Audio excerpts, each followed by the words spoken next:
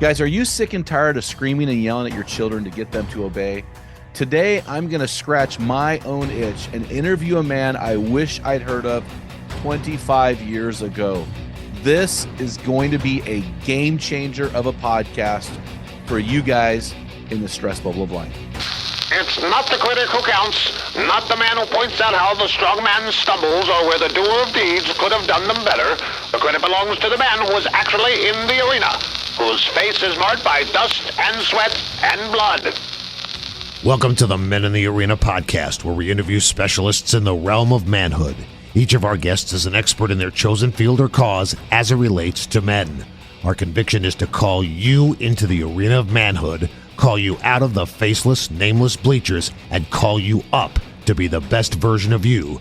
Because when a man gets it, everyone wins. Enjoy today's episode. Men in the Arena Army, I salute you guys. Thank you for listening to this episode of the Men in the Arena podcast. I'm Jim Ramos, your host of today's show and guide to helping you become the best version of a man inside that stress ball of life and beyond. Guys, I want to share with you one of our hero stories today. So our hero stories come in almost every day of the week from men and women around the world describing how God has transformed their lives. This one comes from Bill in Indiana. Bill writes this: God has used Men in the Arena as a tool in his hand. I started listening to the podcast on a whim. Oh boy, let me tell you, it doesn't disappoint. For 3 months since I started implementing the areas from the podcast, God started to awaken me from the bleachers out of a life of apathy. My kids didn't like it, but my wife loved it. I bet she did. And those in my sphere of influence are hopefully benefiting from it too. I joined a Men in the Arena virtual group. I thought it was a joke that God could actually use a satellite group in my life, but man, was I wrong. I am really close to this group of men, and the things I glean from them is unfathomable. God is doing something in my life that is indescribable. Thanks for being the hands and feet of Christ in men's and families' lives. Thanks for specifically admonishing me to be the best version of myself to God, my family, and others. Bill, that is so inspiring, bro. Hit us up at info@meninthearena.org with your physical address. We will shoot you some swag. Guys, stay tuned to the end of the podcast so that we can share with you our man law for this week. You're going to love it. Hey guys, thanks for making the Men in the Arena podcast Spotify's #1 podcast for Christian men. Guys, I am so excited about bringing our guest on today. I wish I'd heard this guy 25 years ago. It would have saved me a lot of problems and my kids a lot of baggage. So this is my new friend, Kirk Martin. Kirk lives in Bozeman, Montana with his beautiful wife of 30 years, Anita. Kirk is the founder of CelebrateCalm.com. That's CALM.com, and the Calm Parenting podcast with his son, Casey. He's shown almost 1 million parents how to stop the yelling, defiance, and power struggles, even with the most strong-willed of children. Yes, even with your kid, guy. Kirk is known for very practical strategies and scripts delivered with humor and compassion. Learn how to get your kids to listen the first time while building a close and trusting relationship. I am so excited to have you on, Kirk. Thanks for coming on. Welcome. Jim, thank you. I'm excited. This is awesome.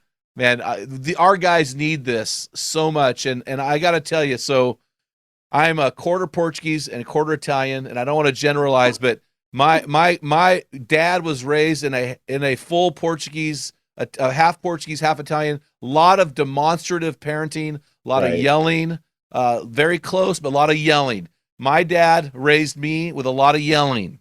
Very close to my dad. Today we talk about every day on the phone. A lot of yelling. Guess how I raised my kids?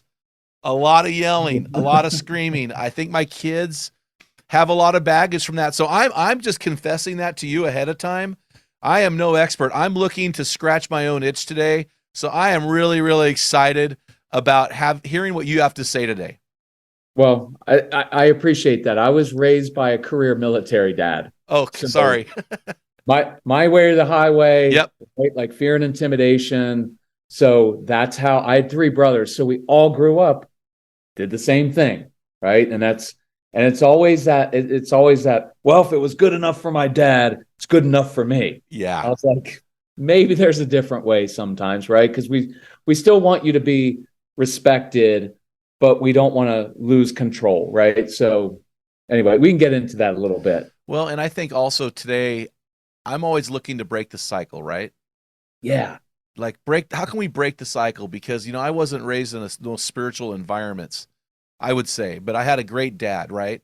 And he had Yeah. a great dad, but there's certain things, even with great fathers, that we need to break some cycles. I mean, I think dads matter, don't you?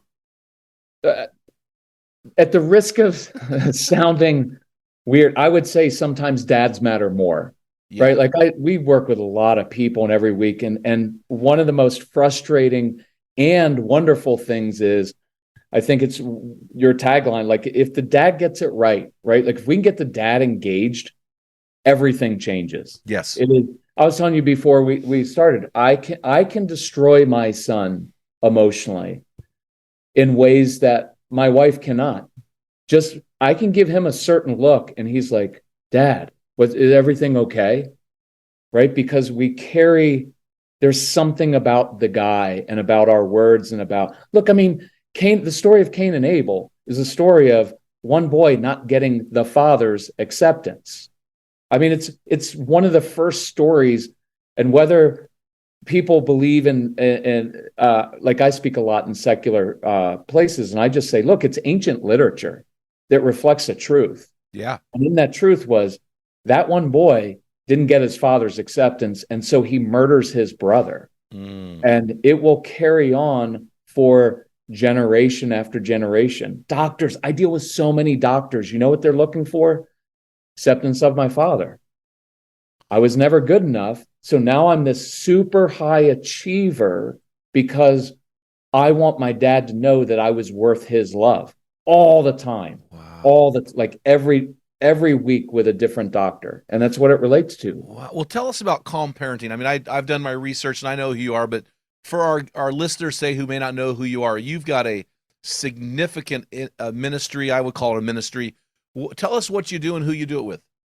So our main focus is strong-willed kids, right? So these, because the compliant kids are pretty easy. They make you feel like a good parent, right? Like they just listen. They're kind of boring. So the strong-willed kids are like our son. The kids who they don't care about consequences, right? And that's our first go-to as a parent is, hey, if you do that, I take away X, and they're like, here, right? And it's frustrating. There are kids that want to do things on their own terms. These are very headstrong kids. And so it's just frustrating. And so our experience was born out of our son, Casey. I was the typical dad like you of like, hey, when I tell you to do something, I want it done. Yeah. You're not going to listen to me, right? And the fear and intimidation. And he just wouldn't back down. And so we did all the power struggles. And so I used to pray all the time I would say, God, why'd you give us this kid? Like you need to change him. Wow. Like he makes everything difficult. Like in all honesty, I didn't like Casey when he was little. He was a pain. Yeah. Right? Like everything, like put your shoes on. Why is that hard? I come home from work, there's a meltdown over something. So I didn't really like him in that way. Like you love your kids, but it's how I end almost every interview is to say, enjoy your kids. Because if you don't really enjoy them and like who they are, then there's always going to be a tone and an edge. So I remember it was this period of life, Casey was about 9, and I was praying and I was like, you gotta change him. And so I started hearing that still small voice, and there was 3 questions. 1, what if your son is wired like this, made like this on purpose? And I was like, well, that's dumb. Why'd you make someone like that? Yeah. Right. Until you realize most everybody in the Bible and who's done anything interesting in life was strong-willed, right? Because right. Every iPhone, Steve Jobs, I'm sure was not a joy to parent or teach.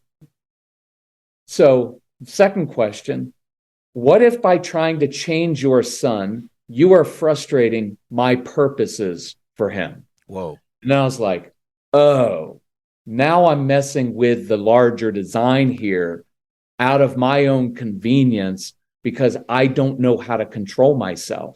And then the third question was, what if instead of trying to change your son, you're the one who needs to change? And I thought that was the voice of the devil. So like most men, rebuke that sucker. No, so I hope for all the guys, I don't do blame or guilt. I don't do any blame or guilt. I just ask us to be honest with ourselves and do what we expect of our kids, because we tell our kids all the time, hey, you need to own up to your choices. And then we don't, right? Because we have an excuse of like, well, he needs to change. He did it first. And I'm like, I'm the authority figure in the home, which means I'm the one who comes with humility. I'm the one who leads. And I think sometimes, especially in the Christian world, we have a misconception of authority figures, right? We're like, well, the authority figure gets to tell everybody what to do. I'm like, well, our authority figure gave his son, right? He took the first step. He wasn't like, hey, when you guys get your act together, then I'll be kind to you. He's like, no, I led. So one of our key phrases is humility leads to contrition. And it's one of the most powerful tools. I'll tell a couple stories, if you don't mind, at some point, and we'll kind of demonstrate in real world circumstances, how do we maybe typically do it now? And then what is a different way that you could handle that situation so that you de-escalate, you build the relationship, and you get the respect? Go ahead. Well, one of the things I want to hear, and I'll be honest, I was moved to tears by this story. It impacted me deeply because I saw myself in this story numerous times with my sons. Will you tell us the story about your wake-up call when Casey was 9? No, because I'll cry. I don't cry in front of men. I don't cry in front of men. You didn't cry in the video. You didn't cry in the video that you made me cry in. So I'll do the shortened version, but okay. Typical situation, right? Like I used to sit like Ward Cleaver in the living room, right? Whereas my wife and Casey would be in the kitchen doing homework and doing that stuff. And I heard her say, hey, Case, you need to take out the trash. And he looked up and he's like, I will in a few minutes. Well, the way I grew up, probably like you, when your dad tells you to take out the trash, you take out the trash, right? There's no, hey, Dad, could I, or no, you just take out the trash. Yeah. So when I heard him doing that, I was like, hey, Case, take out the trash. See, at first, I was all right with that one. But then as he progressed, then it was, hey, Kate, and then the body posture comes, right? Yep. Mm-hmm. Now I'm getting up off the seat. Hey, when your mother tells you to take out the trash, you take out the trash. Again, nothing really wrong with that, right? Like I'm not screaming. I'm not saying he's an idiot. There's nothing really wrong with that. But you kind of have to read the moment with the strong-willed child because they are not immediately compliant. They're not like little robots. Their first response to literally everything is going to be no. And I'll share this. When I go for walks and talk to God, because I don't like praying sitting down because I fall asleep. Yeah. So I go for walks. And you know those times when you sense God speaking to you, wants you to do something new or different, it's uncomfortable. My first response to the Creator is not really comfortable with that. Right? God, I don't want to do it. Like that's the honest response. And so I keep walking and I keep talking and eventually I yield. But my first response to just about anything new in life makes me uncomfortable. No. That's it. So you have kids like that. So Casey's doing the no thing. I finally go in the kitchen and I start reaming him, right? Like you take the trash out like your mother asked, or you can go to your room. Yeah. So I started laying into him and I encouraged the men to watch this. I used to use that as an opportunity to lay into him for all the other things he was doing wrong or not doing. Because inside of me was a certain amount of resentment because he did make life difficult. Been there. You know what? You never pick up your Legos. You don't go to bed on time. You don't do this. And it becomes very, very personal. And I encourage us not to get personal because that wounds and destroys people, and especially your strong-willed kids. As much as they are very tough, they're also very sensitive kids. I guarantee you they're the kids that are going to grow up and help more people than your compliant kids because those who are forgiven of much love much. Wow. And they have really big hearts, but not towards you, right? Towards you, it's F you, Dad. But toward other people, right? You're going to hear from other parents of like, your daughter is amazing. We love having her over to the house. And you're like, really? Because keep them. Like, helped you? Keep them. Yeah, keep them. Like, hey, I've got an arrangement here. Yeah. I can give you a cash payment every month. He doesn't eat his food anyway. Yeah. So if you can get him to eat good. And that's a natural dynamic. So anyway, I started yelling at him and getting on him.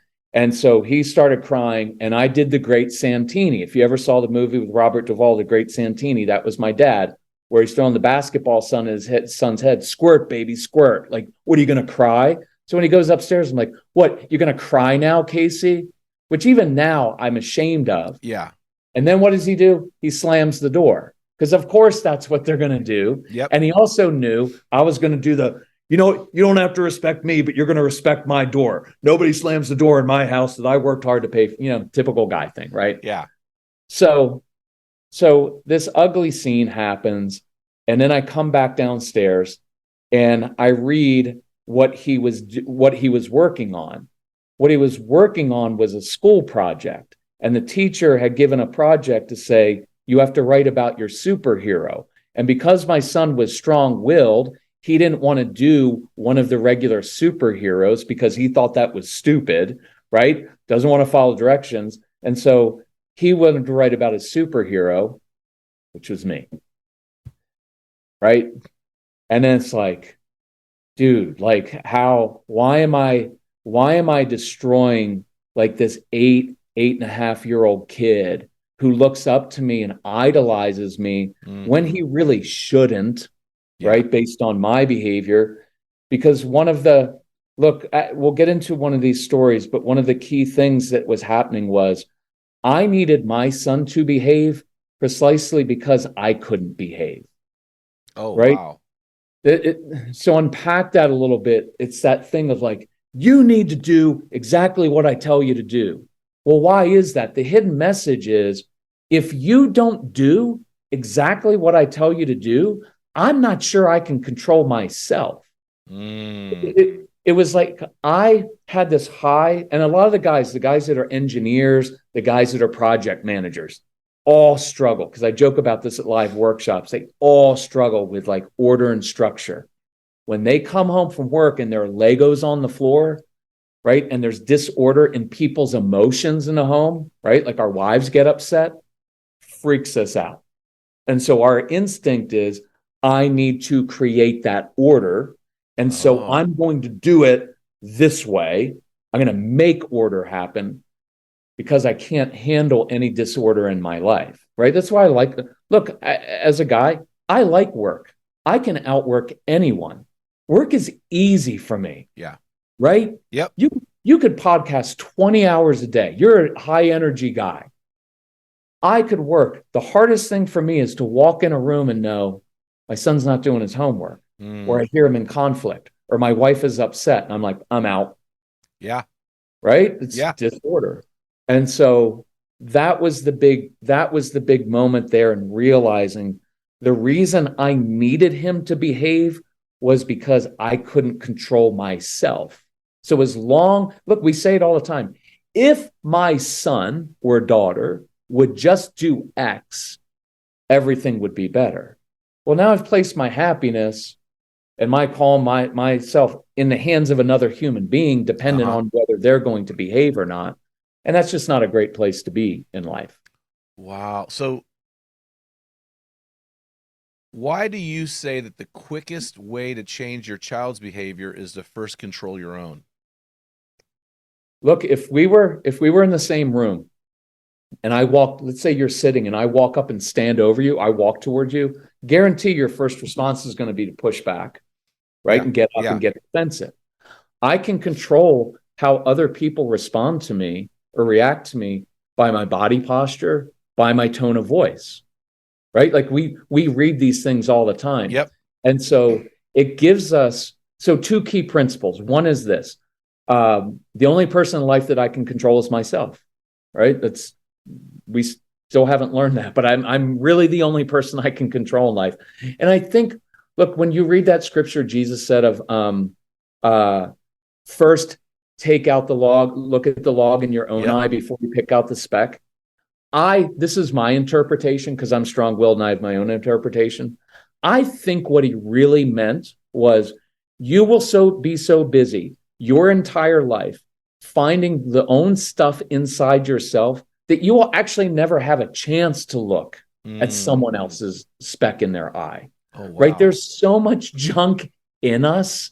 Like I'm 56 now, and I've been doing this for a while. Every week I find something new. I'm like, oh, I never realized I did that. Right? Those times, Jim, when you're like, I'm doing pretty well in my walk, and then you like fall flat on your face. Oh yeah. So that controlling, I don't want to be political or with the larger church, but I think sometimes Christians, we get so focused on how everybody else is behaving. Yes. Right? That we don't focus on our own. And if we as the church were consumed with changing ourselves, people would just be drawn to us, right? Rather than picking out everything they're doing wrong. So the only person you control is yourself. Quickest way to change your child's behavior is to first control your own. And so, tone of voice, really important. See, if I do, let's say I wake up my child, hey, Kate, come on, you got to get up. Case, get your shoes on, get to the car. 100% of the time, pretty much guaranteed, that's not going to end well. Case, how many times do I have to tell you? Do I have to? Right, and that irritated voice triggers them. Do you mind if I do a quick thing on tone of voice? No, I want to hear it. Yes, go for it. Okay. So tone of voice, really important. Strong-willed kids especially. I don't like the really sweet one. So a lot of moms will do this thing. Oh, sweetie, baby, mommy needs your help. And the strong-willed child hears that as weakness and condescension. Yep. Right? And the child's basically hearing, I'm going to own you. You're afraid of me. Right? Because what it really sounds like, and I don't want to offend anybody, is, sweetie, baby, you scare the crap out of me. Because every time I tell you to do something, you have a big meltdown. So if I talk in this sing-songy voice like a teenager, maybe, right? You've heard moms, and yes. Not being mean at all. It is also mommy and daddy with a strong-willed child. I don't like referring to myself as, well, daddy needs your help. I talk to a strong-willed child like they're an adult, even a 3-year-old. Nope, it's not the way I'm rolling in the home. That is so settling to them when you talk in this even, matter-of-fact tone. The other ones that don't work are the pleading tone, right? Guys, you know what? All I'm asking for is a little bit of help around here. Well, now you're clearly weak and you're agitated. And if I'm strong-willed, I know how to push people's buttons. So when I hear weakness, it's like blood in the water for a shark. Absolutely. They're going for it. The after all I do for you, right? That's usually a generational pattern for a lot of moms. Yes, yes. You know what I figure that is? It's manipulation. Yes. Because I've done so much for you, you now owe me to do your homework, to clean your room. Right? There's a subtle manipulation in after all I've done for you. That's manipulative. Reciprocation. Yeah. And I always joke with moms. I'm like, look, your kids are never going to wake up and say, Mom, listen, had a talk with my brother. We've determined you do way too much for us. Right? Like, no, people are going to take advantage of you because you're probably a people pleaser. Yep. Right? Those are the people at church who end up on every committee because that mom can't say no. Correct. And then they end up being the resentful person. How come nobody ever does anything for me? And for women, and so husbands, if you have a wife who's doing that, realize that's a deeply held pattern inside of her. And you can come alongside of her and say, honey, it's okay to say no. It's okay to say no. You don't have to please everybody else. This is a great thing to tell your wife. You are not responsible for everybody else's happiness, because wives live with a terrible burden. So Casey, if I had had a daughter, she probably would have owned me to a degree. I know. For sure. Right. With my son, I had no problem saying, oh, you're disappointed. I am not moved. I have no problem with your disappointment. If you're unhappy right now, that's your choice, and I'm perfectly fine. Not in a cold way, but in a healthy way. Yeah. Right. And so I just say for husbands, help your wives relieve that burden, because wives go through their lives thinking, well, I have to make sure everything's okay. I have to make sure the kids are happy. Everybody's happy. We've got Thanksgiving, we've got Christmas, and I want to make sure everything. And it's so much pressure. So for you to come along and put your arms around her and say, it doesn't have to all be great. It's okay if they're unhappy. Right. I'm not talking about suicidal, unhappy, depression. I'm just talking about disappointment. So now I don't know where I was going with that. Jim, I get off track. Well, you were talking about tones of voice. And tone of voice. And I appreciate the fact you said even keeled, matter of fact tone. And earlier in the podcast, you said, don't get personal. So to me, you have to link those two together, because when I take it personal, my tone changes, right? I become a negotiator, I become a whiner, I become a bargainer. So can you talk us through, because how does a man control his emotions so he doesn't get personal with a strong-willed child, yet has the ability to maintain that control and speak matter-of-factly to a strong-willed child? Okay. Let me wrap this part up and we'll wrap right into it. So when the sweet kind doesn't work, that's when we usually do, you know what? You better get your little butt up. And why that doesn't work with a strong-willed child, two reasons. One is they tend to be fight or flight kids. Oh. So a lot of the strong-willed kids, the more you amp it up, they're like, bring it, dad. Right. And I always make the joke, I don't care if you're 6'4", 250 and jacked, I'll put $100 on the 5-year-old, because they'll just own you. Right. No, keep pushing. The other reason is this: when I become visibly irritated, what the child knows is my dad's out of control right now. And that means I'm in control of him. I'm winning. Yeah. And not, you know what you could say, not even I'm winning. Sometimes it's I'm winning, but it also creates a lot of instability. Like, I'm 7 or I'm 14. And this big guy in my home who's supposed to be my dad is out of control right now and can't handle himself, and I'm in control. That's a lot of instability, right? So in between sweetie baby, too sweet, and yelling and screaming is this. It's me in control of myself. Mm-hmm. Yes is my yes, my no is my no. And I like this analogy, Jim. All men can relate to this. I believe every man on the planet respects other men who stay cool and calm under pressure. Right? In a war, you don't want your platoon captain saying, oh my gosh, they're shooting at us. Right? Like, nobody's following that dude. Yeah. A good quarterback. I mean, I know people hate Tom Brady. That's why I bring him up, because it irritates people. But he does have 7 Super Bowls. He's still the GOAT. Even after this year and everything else. Because, and here's why. Because when the fourth quarter came and they were losing, he didn't come in the huddle. You know what? We're down by 2 touchdowns. You keep fumbling. You don't know what route to run. Let's go score. Nobody's following that guy. But the quarterback who marches out onto the field, takes a knee, body posture, and says, guys, we're down by 2 touchdowns. We're going to march down the field, execute our plays, score, get the ball back, score again, break. The team follows him because he's unflappable. Yes. So how do we get there? One, I'll give a few things and we'll do some stories and I'll show you. Body posture I would work on. And this is a simple one. And people say it's too simplistic, but I like simple stuff at first because it breaks patterns. How I stopped being reactive partly was I would sit down. So look, if I stand up and start marching around the kitchen pacing, I want to yell at someone, right? Like if you were to stand up and put your hands on your hips, it immediately triggers something, which is I'm upset and I want a confrontation. So I would sit down, because when I sit down, it changes my body. It changes my tone of voice. Yes. Right. When I'm standing up, I can point and I can start getting a Portuguese, Italian mix. Right. And I can start gesticulating, and I don't know why nobody listens to me around here. No. And once you get amped up, look, sometimes it just feels good. Absolutely right. I had a bad day at work, and so I'm just going to take it out on my family, right?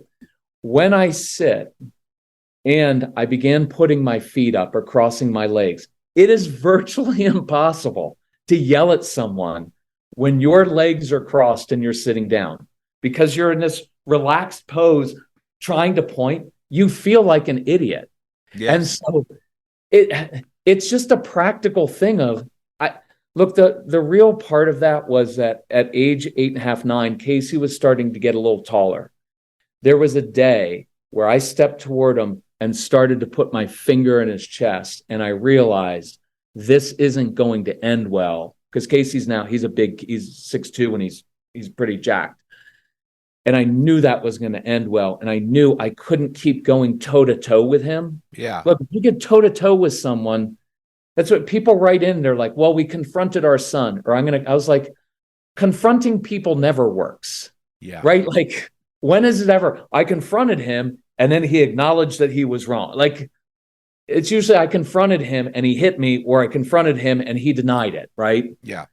So there's a sitting down part. This is a weird one for guys, but I'll throw it out there. For the next week, talk to your strong-willed child especially like he's your business colleague. Because there's something, like at work, we don't use the same tone with our work colleagues or even with a young protege. We don't use this snotty tone with them. Put our arm around their shoulder. We walk down the hall at the corporate office and we're like, hey, you're a good employee, man. I'm glad you're here. We got to course correct a little bit, right? Like that last project, nice job. But this project, you're falling short in a couple areas, and I want to teach you. Yes. Right? And then he receives it better because then I talk to him while we're walking. By the way, talk to your kids while you're playing catch. Talk while you're driving. Don't do hey, son, we need to sit down and have a talk about your attitude. Because no child's going to be like, of course, father, can't wait for that. Yeah. Sounds fun. Yeah. Why don't you just stare at me and tell me all the reasons you're mad at me and don't like me?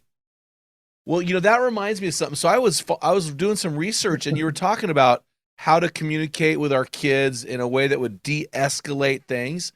And the first thing you talked about was body posture, which you just described. But then you said something else I thought was really interesting. And you said, trust me on this, so I'm going to ask you about it. And you just alluded to it. You said, do not look them in the eye.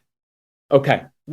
How does that help? Talk to me about that. Okay. So let me do two parts to this. One, yes. I have to say this, and I know some of the guys will get offended and some will laugh, but your listeners will laugh. Our guys will laugh. They're used to me. Okay. So men, this is one of the things I know about all men. We want respect more than anything else. Mommies want love, right? We want respect. And here's the noble thing about men.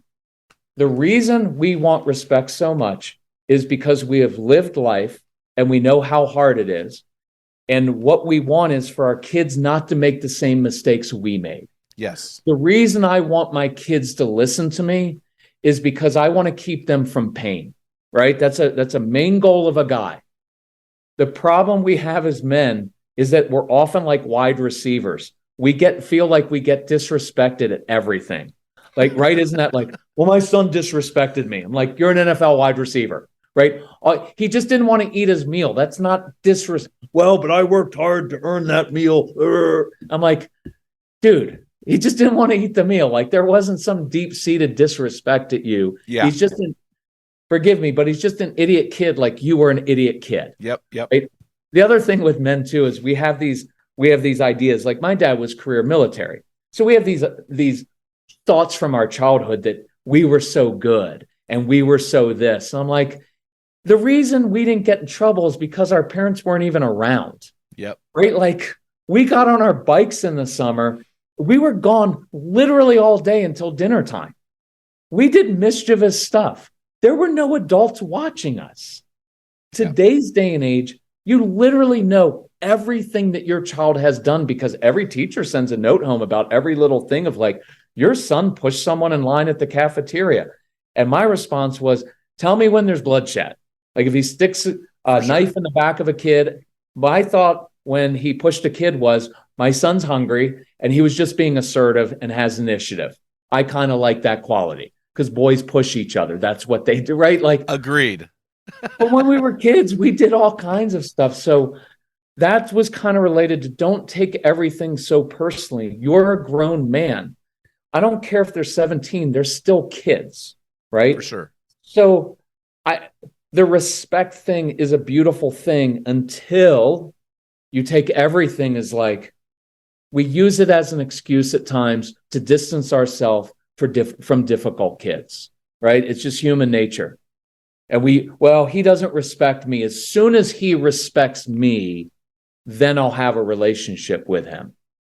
And all I can tell you is you're going to go to your grave missing out on one of the best relationships you could have had because you had too much pride and you thought it was all about respect when you were really looking at a hurting kid, right? And you caused some of it. No guilt, no blame. Own it, right? So the eye contact thing is this.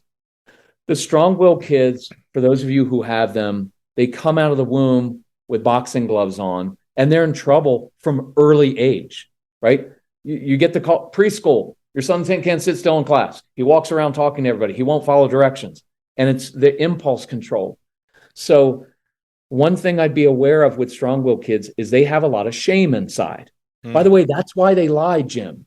We get so many emails. My son has integrity issues. I'm like, he doesn't have integrity issues. He lies because, watch, I have impulse controls. I'm a little kid. I do something wrong. I then realize that doing that wrong means some big adult in my life, whether a teacher or a parent, is going to take something away from me. What's a natural response? I'm going to lie. Protect myself. It's the very first thing a human did. Adam, don't eat from that tree. Eats from that tree. Hey, Adam, who did it? That woman. She made me do it. She did it. Yes. It's like, so I like to not excuse things, but I like to normalize them. Mm-hmm. See, I would rather have the talk with my son. Of course you lied because you struggle with impulse control. You did something wrong. You knew you were going to get in trouble. And so you lied. That makes perfect sense to me. That's what everyone does, right? Every politician, right? Well, I'm not perfect. I'm like, come on, that's an excuse. Just say it. Like I had impulse. So there's a shame because if you look at the story with Adam, what did he do immediately afterwards? He realizes he's naked and puts on fig leaves to cover his shame. Jim, I'm looking you right in the eyes right now. That's the most intense thing a human being can do. Yes. So I'm in trouble, and now my big dad comes into the room and says, we need to have a talk about your behavior, young man, staring me in the eyes. That is a very overwhelming thing for a lot of kids because of the shame and the guilt. And so that's another thing that causes them to shut down. Is that so I do eye contact when they do something well. Hey, nice choice. Good choice, my friend. Shows me you're growing up, right? So, because watch, I do this joke at live events. No man ever comes home and says, hey, Jim, look at me. Good choice. I'm proud of you. Right? We don't do that. We want to talk. We need to talk eye to eye. Right. Yeah. Look at me when I'm talking to you. And then it's like, and then you talk to them about what they did wrong and you ask them, why did you do it? And what's the answer? I don't know. Mm-hmm. Because what human being, even as adults, says, look, here's why I did it.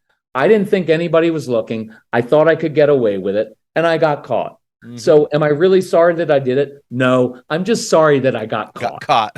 Right? Like that would be a I would for any politician who ever just said, I thought I could get away with it. And I got caught. She was hot, right? I've been married for 30 years. She was hot. I thought I could get away with it. And I think men would be like, I can respect that. I respect that. He's being honest. Right? I did have sex with that woman. Yes. She was young, right? I'm married to Hillary. Who can blame me? I didn't mean to go. Oh, we just lost followers. No, I'm just kidding. Well, so here's the other thing too, is that I was confronted by another podcast guest that when I am looking at my strong-willed son in the eyes, what I'm saying to him is, I don't like you. I'm not smiling. I'm posturing up. My eyes are telling him, what he does not need or want to hear, and that is, I don't like you. I know you might love me, Dad, but you don't like me. So when a strong-willed kid goes rogue and we don't make that eye contact, it also helps us to control our face from what we're maybe thinking. Does that make sense? Yeah. That's why I love. Can I do this one example for you, and I kind of put this stuff together? Yeah. Okay. So common situation, big trigger for men, is when a child talks disrespectfully, yells at your wife, right? Yes. Immediate good man thing. I want to protect. So here's how it usually goes down. And I'll make it about me. So Casey's in the kitchen, talking to my wife, and he starts to talk disrespectfully, yelling at her. Well, I'm going to get up, going and say, hey, Casey, how many times have I told you you don't talk to your mother like that? Yes. Immediately we'll start to escalate because he's going to say something. I'm not really hearing it. Oh, by the way, can I mention this as like, guys, I want you to practice this for the next week. It'll change your marriage. It's awesome. Listen to your wife. Simply listen without trying to convince her that you're right. Because you know how we're talking? Look, we do it with guys, other guys. I'll hear you, but the whole time you're talking, I'm formulating my response. I thought that was the only way to do it. Yeah, exactly. So practice that. Just sit in and say, you know what? That's really interesting, honey. I'd never thought about it that way. Yes. And then walk away and then text Jim or me and say, I have no idea why women think like that. But don't say that in a moment. So I walk in and I begin to escalate and I begin laying into him for not doing his homework, not picking up his Legos. And I say personal things like, how are you ever going to be successful in life if you can't? Right. And those things start to wound. So this is one of those situations. Then he goes upstairs and I would do those things like, keep it up, young man. Right. And you know what? That's provoking your children to wrath. Yes. Christian families, all of us do it as Christians. We read certain verses that we really like, right? Like, children, obey your parents. But we leave out, like, fathers, do not provoke or exasperate your children. Yep. And me saying, keep it up. You know what? You already lost your video games for 1 week. You want to make it 2? The problem with that is the strong-willed child is going to be like, let's just make it 4 weeks. And you're like, now I'm going to drop the F-bomb, right? Because, right, like, you're like, what do I do?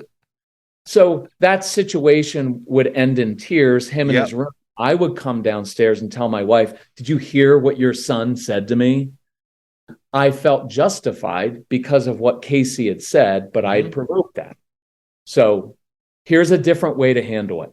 So a couple things. Before we discipline, I want to de-escalate. No good discipline happens when tensions are up. It just doesn't work. And realize the other thing is discipline. Look, as guys, if you ask most guys, discipline, well, I got to punish him. I got to give him consequences. Discipline literally means to teach. It's where we get the word disciple, right? Disciple, discipline. How did Jesus disciple us? By living his life in front of us and modeling what to do with other people. So before I go into that room, whatever you need to do to reset your brain and your heart, right, I've got to go in there and de-escalate. So one of our phrases, and I really like this, is motion changes emotion. Oh. Motion or movement is a really good way to, and this is a good one for guys, because I'm not good at talking. Like, honey, do you want to use your words? Right? Which is one of the worst things you can do with an upset child, right? Like, moms are always like, honey, do you want to talk about your feelings? I'm like, no, right? Like, they don't want to, it's that identify your feelings in the moment. I'm not a big fan of that. Yeah. Because I don't need the child to identify his feelings. I'm pretty sure he's angry or frustrated. Yep, for sure. I'm the adult. So what they're not looking to identify their emotions. What the child wants to know is, what do I do with this emotion? I'm frustrated. I'm irritated. I'm anxious. It's fight or flight.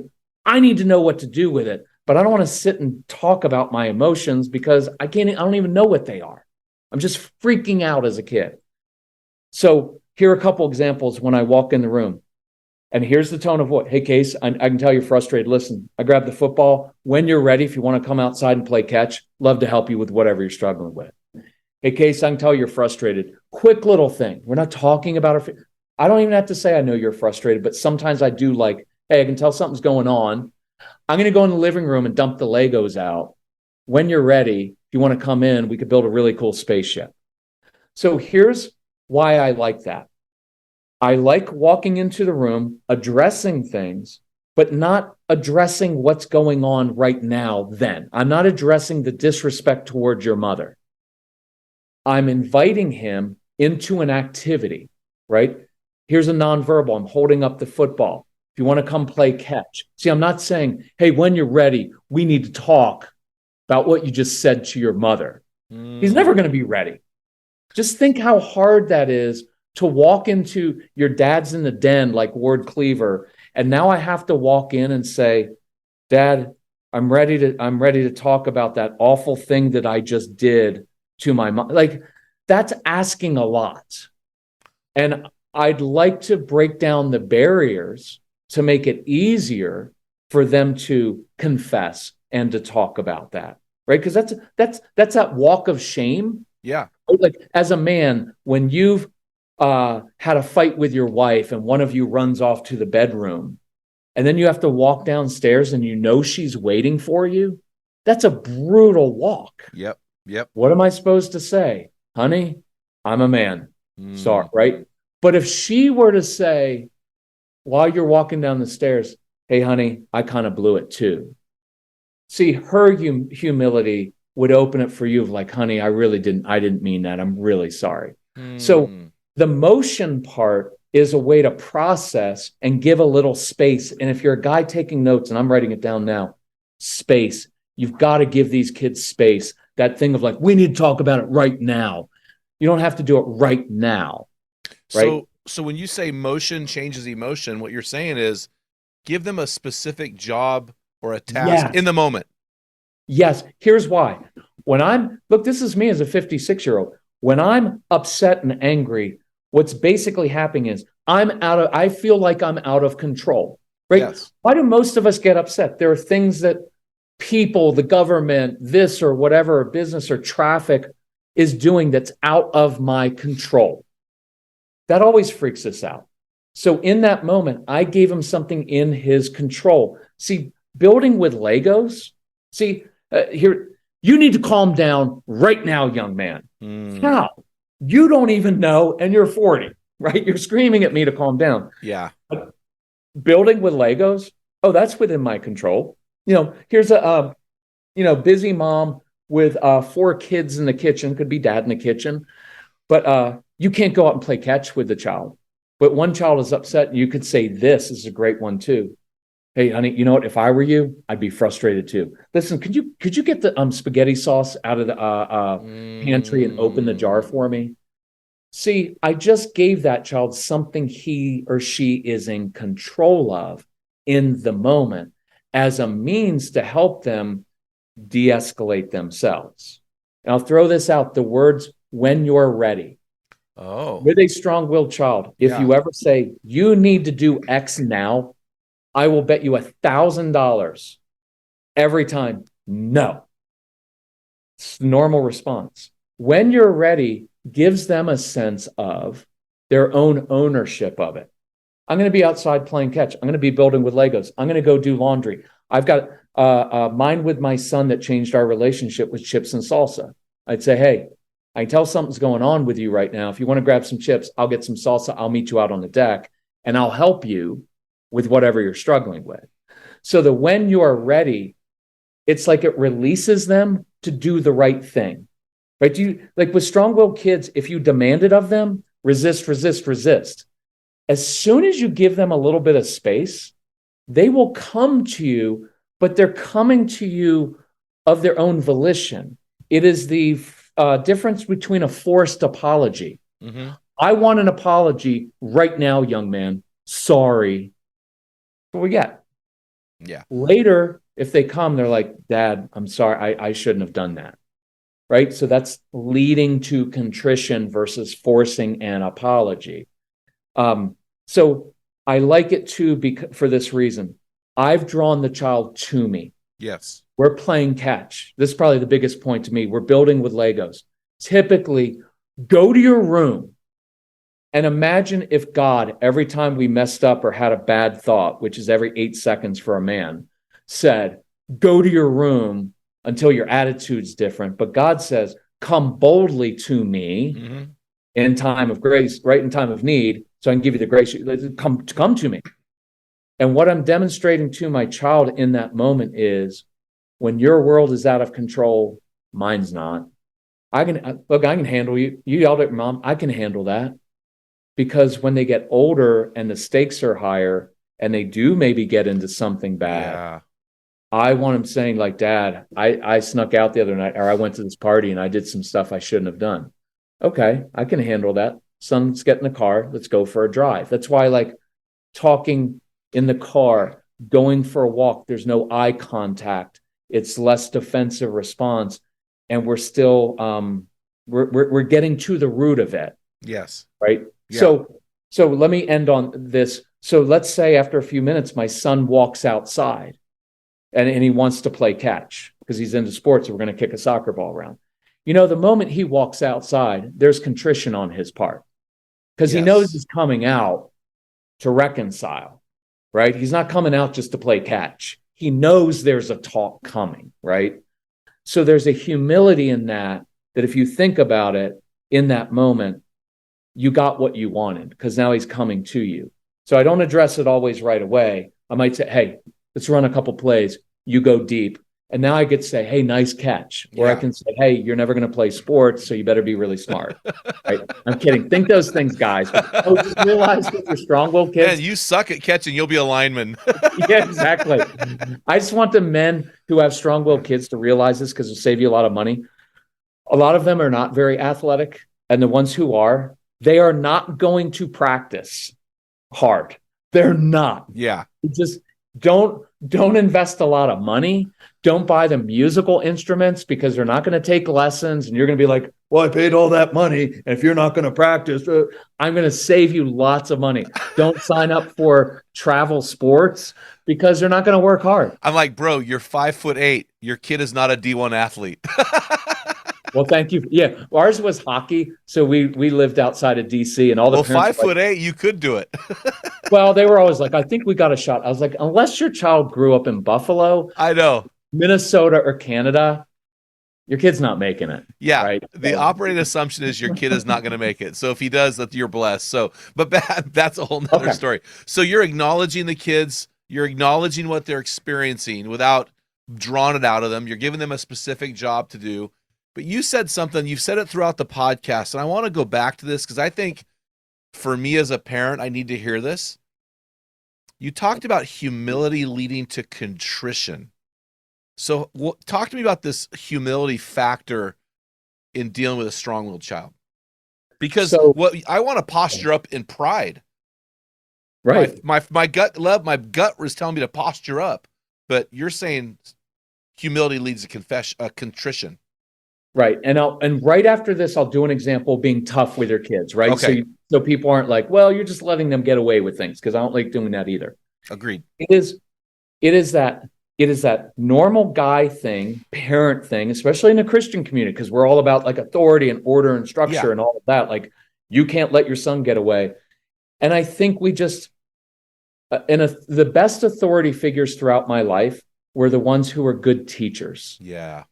My boss, Jack Elwell, when I was a young salesperson, what they do when you're in sales, they do like their boss does the ride along with you. Oh, yeah. So the first day I've got my suit on. This is way back. This is because I'm old. So you've got a suit on. I've got everything buttoned down. Awesome. Good day. He goes to his hotel. I go to the house. The next morning, I pick him up. I meet him in the lobby. And he said, Martin, why aren't you wearing creased slacks? Every day you go out there, you better look like the Kirk Martin that walked into my office the day you interviewed. And to this day, I want to go crawl on the ground before Jack Elwell, because he was like the 6'4", big, gentle giant of a man. But he told me that, and he didn't yell at me. And he said, and your car better be spotless when you pick me up. That's all he said. And that whole day I was like, why didn't I wear my suit? Why didn't I wear my suit?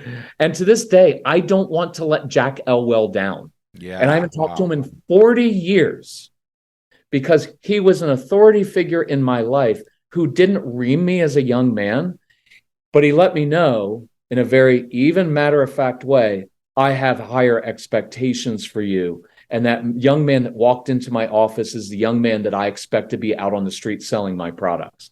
Sticks with me till this day. Wow. Right. And so, so the idea of the authority figure, I just know with a strong-willed child, if you go in like this, you're going to get pushback. For sure. And then what we do as men is we justify it. Well, I'm the parent, he's the child. And I get that. I want your kids to listen to you. But sometimes they're not going to listen the first time. And just going all in like that, I found in emotional moments, when there's an emotional power struggle, if I go humility with a humble posture then in my attitude, it softens people. Yeah, right? I mean, sure. Look, it's talking to people of the opposite political party. Get like, I'm right because I've got this. Nobody in all my years has said, you know what? You have so much logic. Your view is right. I'm going to change my entire philosophical orientation. What breaks them down is when there's humility there, because that softens people. And I would say to the men out there, it will not hurt, because this is another one of apologizing to, so in that moment, the reset, like after you blew it and you did go off on your child and you reacted angrily, there's a reset there. So I've got this program that I do with men, which is really cool. It's a mentoring, but it's texting, because men don't read parenting books. So I always tell women, they're like, my husband, I was like, no husband, we don't read parenting books, barely listen to the parenting podcast. But I do this text. So 3 times a week, they'll get a short little text and then they can text me back. Oh. But it's fascinating because so many times they're like, I was just about to yell at my son. And I was like, okay, do the reset, which is, okay, I change my body posture, a simple apology. Hey, son, I just yelled at you. But what it really was, I was anxious about my own work. So I'm behind at work. And so I took out my own anxiety on you. I apologize. That kind of humility, like dads are always like, well, if I admit that I have some anger issues or I overreact, they're not going to respect me. I'm like, dude, they already know you have that issue. Yeah, surprise. They watched you in traffic on Sunday morning going to church when you cut people off because you go to a big church and you want to get out early, right? So it actually leads them to respect you more. And again, it's the thing with our authority figure, God the Father, before we even came to him, he sent his son. Yes. That was the initial, what more humility can you guys are, forgive me for lying, you guys are the screw ups, but I'm going to send my son. That's humility. That's what draws us, right? That's like, wow. And so powerful. I think a lot of it, Jim, is the old time parenting stuff and the old time kind of a little bit of that Christian authoritarian response of like, well, if we're not tough, we're going to let them get away with things. But the truth is, when you lose control and yell, they end up getting away with things because now it's all about me being out of control. Mm-hmm. And now, can I mention one other thing? Do you mind if this is for your marriage. This is not meant to be harsh, but I guarantee even among the Christian families and whoever's listening, even non-Christian men, so many of our wives are counting down the days till the kids go off to college, because here's what they labor under every day. I've got these kids and I walk around trying to manage their emotions. And then the big guy that I married comes into the scene and now he's getting frustrated. Now he's yelling. And we can't even sit at the dinner table without my husband correcting my 4-year-old son because he can't sit still at the dinner table. So now watch, and I did this to my wife. I placed her in this uncomfortable position. I would start laying into Casey, and she had to decide, am I going to step in and protect my son? Because if I do, I undermine my husband's authority. Yeah. That will wear down your wives. Because every day, and many of you have homeschooling wives who are just trying to get through the day, teaching 3 little kids who don't want to listen. and they're managing their emotions. And then when we walk into the room and we can't control ourselves, they start to check out. And they're like, I thought I married a man, but now I've got 4 kids. Yep. Because now I've got to walk on eggshells around you, or before you come home, guys, dad's on his way home. Remember to pick everything up because dad can't handle it when there's a mess on the floor. And now everybody learns. And look, this has really far reaching, besides the fact that your wife will begin to lose respect for you because she's got to manage your emotions now. And I guarantee you, some of your wives cannot have a hard talk with you because you have dismissed her every time she brought something. Oh, honey, you're just overreacting. Oh, honey, listen to her. Doesn't mean she's always right. It doesn't. But she's saying something, and if she said it 15 times, we got to take it seriously. Otherwise, she will begin to shut down. And in her mind, she begins to think, you know what? When that last one is off to college, I'm gone. Or even before. Yeah. Yeah. So we see it all the time. When the kids go out of the house, the wife is gone. So here's a fun part to that too, which I always joke about, not really joke about. You know that previous example where Casey's yelling at my wife and I go out and play catch? I guarantee you, if your wife looks outside and she sees you playing catch with your son instead of yelling at him, she will want you, right? Because men want respect, we want money, and we want sex, right? We do. Yep. That your wife, when she looks outside and she doesn't have to cringe and wonder what you're saying, because our wives will always love their kids more than you. It's just, right? It's just the way that it is, right? If they have to choose between which one am I going to leave, you're just going to be like, sorry, big dude, I'll take half of what you own, but I'm not leaving my kid. Yeah. And so when she looks outside or she peers into the living room and you're sitting on the floor patiently, building with Legos, with a kid who just said something really awful, but you're being patient and calming it down, I promise she will begin to want you a lot because you just took the burden off of her and you just loved and held the heart of the thing that she loves more than anything in this world. So if you want to remember this, if I stay calm, my wife will have more sex with me. I'm good with that. That's the takeaway. No, hey, I'll tell you what, man, Kirk, this is so powerful and there's so much here. I need to have more of Kirk Martin in my life. How do our guys follow you? How do our guys get a hold of your resources? I just look up, probably the best thing is the Calm Parenting podcast. I try to keep them 10 to 15 minutes long, so it's short and sweet. And listen to that. If you need anything, reach out, just email us. It's on celebratecalm.com. I answer, Jim, I'm like you, I have a special affinity for working with men because when a man humbles himself and emails and says, hey, dude, I'm really struggling, I'm like, I'm all in. Absolutely. Because look, in all of our years, I joked about this recently at a live conference, I've never in 20 years gotten an email from a man like at midnight, hey, I'm really worried about my child. I'm really struggling. It's always from a mom to 1 a.m. Yeah. Right. And so if a guy reaches out and is like, look, I've got to break some of these patterns. How do I do it? I will work with you until you're 90, right, to get that done. So, well, the cool part about your podcast, you do it with your son. Yeah. And so that's special. Yeah. Yeah. And he's an awesome kid. And it's helpful because when people write in to Casey, he gets to respond. Oh, you're basically describing me. I was just like your 4-year-old. I was just like your 17-year-old. Yeah. But now we get to, now it's a bonding thing for us. So it's kind of cool to do. That's so cool. Well, man, I sure appreciate you coming on the show. And man, this is, hey guys, if we're going to do a takeaway today, I'm going to go back to something Kirk said earlier on. Try this for 1 week. Talk to your child like a work colleague. See how that works. So Kirk, thanks so much for coming on the show. Yeah. We are so blessed to have you, man. I look forward to our guys going headlong into your resources. I'd love to give you back on and talk a little bit more in detail about some of these other topics that you're so passionate about. Jim, it's awesome. Thank you so much. I appreciate what you're doing. Thanks, Kirk. Have a great day, man. You too. See ya. This week's Man Law is from Christopher Ryan on Instagram. And he noticed while he was walking down the street, a man pushing a stroller, but he noticed something interesting about that man, thus the man law. Here it is. whatever you do, never push a stroller with two hands.